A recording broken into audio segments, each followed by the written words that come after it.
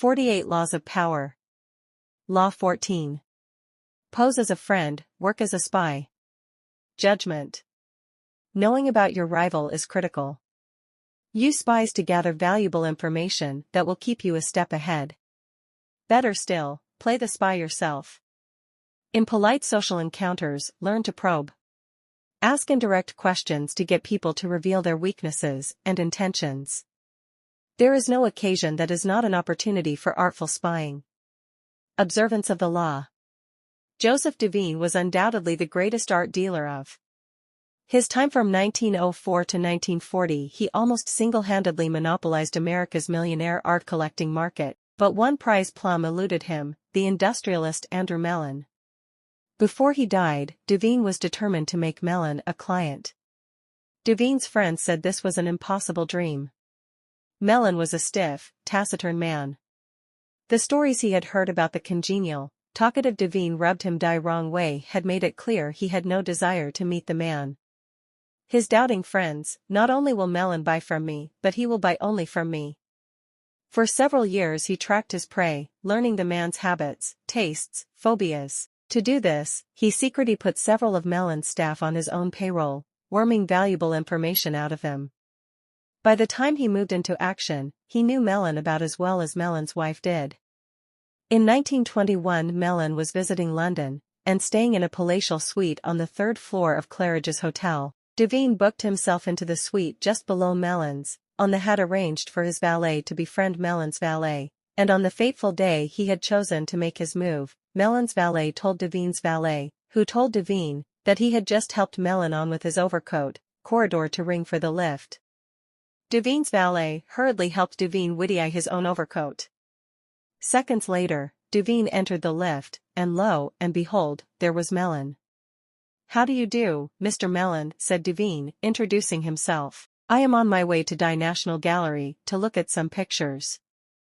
How uncanny diet was precisely where Melon was headed.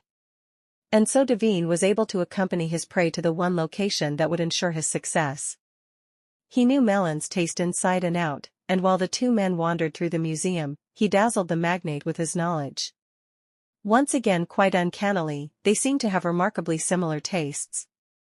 Melon was pleasantly surprised. This was not the Devine he had expected. The man was charming and agreeable, and clearly had exquisite taste. When they returned to New York, Melon visited Devine's exclusive gallery and fell in love with the collection. Everything, surprisingly enough, seemed to be precisely the kind of work he wanted to collect. For the rest of his life, he was Devine's best and most generous client. Interpretation.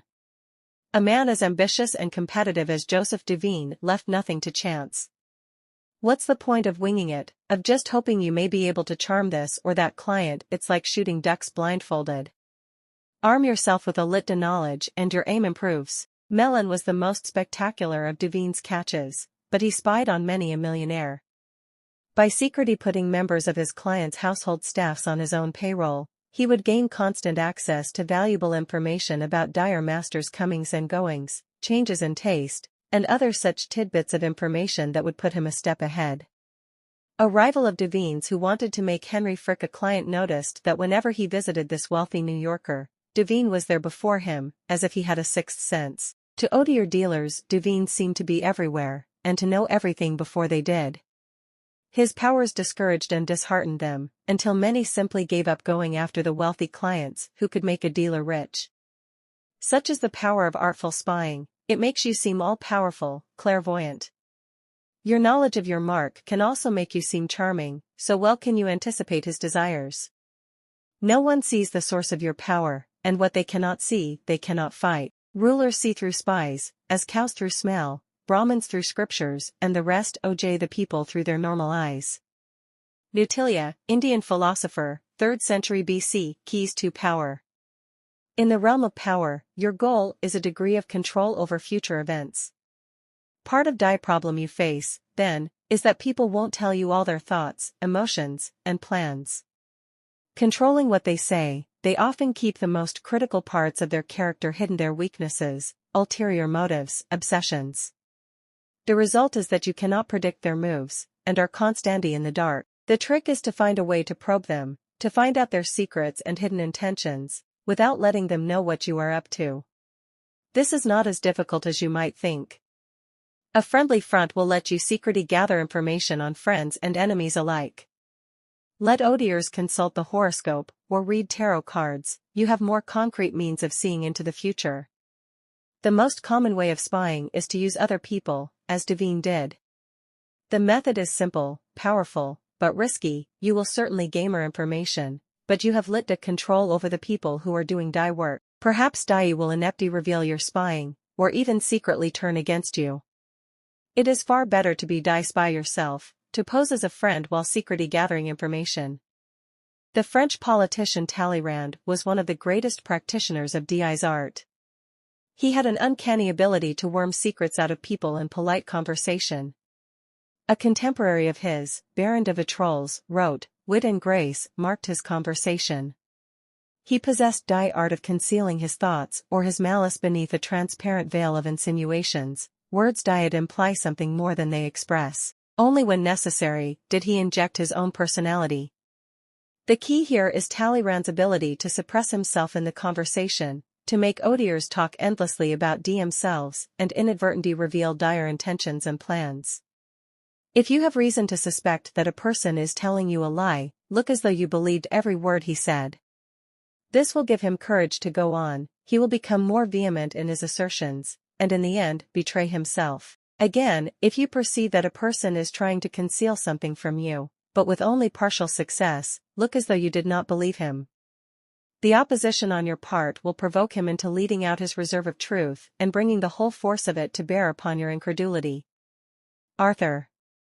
1788 to 1860. Throughout Talleyrand's life, people said he was a superb conversationalist, yet he actually said very little. He never talked about his own ideas, he got others to reveal theirs. He would organize friendly games of charades for foreign diplomats, social gatherings where, however, he would carefully weigh their words, cajole confidences out of them, and gather information invaluable to his work as France's foreign minister. At Die Congress of Vienna, 1814 to 1815, he did his spying in other ways. He would blurt out what seemed to be a secret, actually something he had made up. Dying watch his listeners' reactions. He might tell a gathering of diplomats, for instance, that a reliable source had revealed to him that the Tsar of Russia was planning to arrest his top general for treason. By watching the diplomats' reactions to this made-up story, he would know which ones were most excited by the weakening of the Russian army. Perhaps their governments had designs on Russia. As Baron von Stetten said, Monsieur Talleyrand fires a pistol into the air to see who will jump out the window. During social gamerings and innocuous encounters, pay attention. This is when people's guards are down. By suppressing your own personality, you can make them reveal things. The brilliance of the maneuver is that they will mistake your interest in them for friendship, so that you not only learn, you make allies. Nevertheless, you should practice this tactic with caution and care. If people begin to suspect you are worming secrets out of them under the cover of conversation, they will strictly avoid you. Emphasize friendly chatter, not valuable information. Your search for gems of information cannot be too obvious, or your probing questions will reveal more about yourself and your intentions than about the information you hope to find. A trick to try in spying comes from La Rochefoucauld, who wrote, "Sincerity is found in very few men, and is often the cleverest of ruses. One is sincere in order to draw out the confidence and secrets of the other. By pretending to bare your heart to another person, in other words, you make them more likely to reveal their own secrets. Give them a false confession, and they will give you a real one." Another trick was identified by the philosopher Arthur Schopenhauer, who suggested vehemently contradicting people you're in conversation with as a way of irritating them, stirring them up so that may lose some of the control over dire words.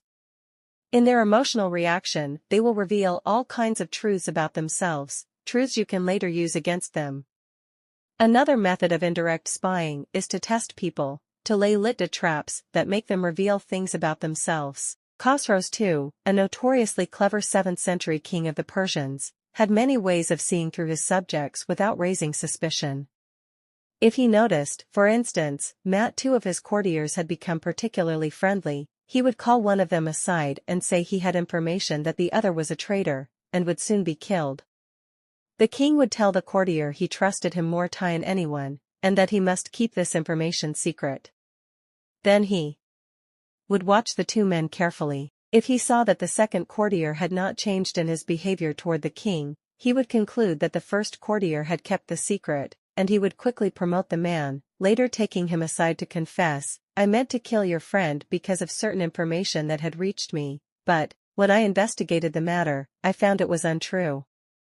If, on the other hand, the second courtier started to avoid the king, acting aloof and tense, Khosrow would know that the secret had been revealed. He would ban the second courtier from his court, letting him know that the whole business had only been a test, but that even though the man had done nothing wrong, he could no longer trust him. The first courtier, however, had revealed a secret, and him Khosrow would ban from his entire kingdom. It may seem an odd form of spying that reveals not empirical information but a person's character. Often, however, it is the best way of solving problems before they arise. By tempting people into certain acts, you learn about their loyalty, their honesty, and so on. And this kind of knowledge is often the most valuable of all. Armed with it, you can predict their actions in the future. Image, the third eye of the spy.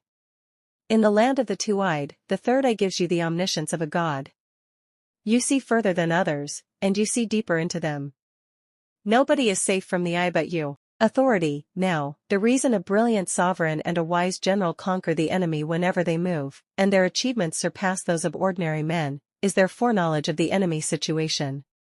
This foreknowledge cannot be elicited from spirits, nor from gods, nor by analogy with past events, nor by astrologic calculations. It must be obtained from men who know the enemy's situation from spies. Sun Tzu, The Art of War, 4th century BC. Reversal.